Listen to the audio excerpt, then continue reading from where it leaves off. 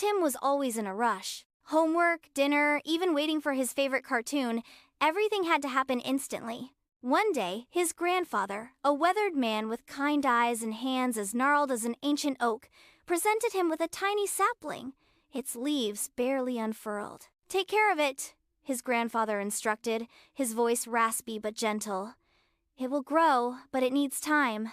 Tim, impatient as ever, planted the sapling with a grunt. Days turned into weeks, and the tiny tree remained stubbornly small. Frustration gnawed at him. He'd water it, sure, but without much enthusiasm. He'd check on it, but only to confirm his suspicions. Nothing. "Grandpa," he complained one evening, "this tree is never going to grow." His grandfather chuckled, a warm, rumbling sound.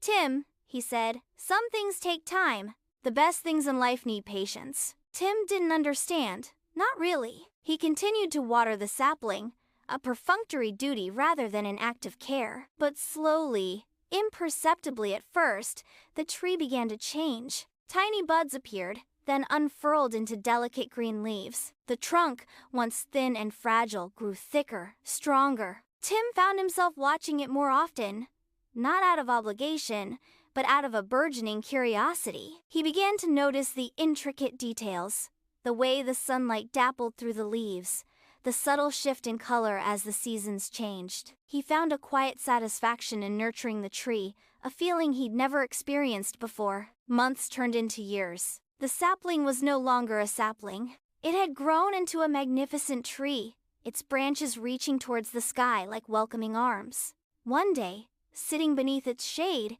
Tim realized the profound truth of his grandfather's words. The tree wasn't just a tree.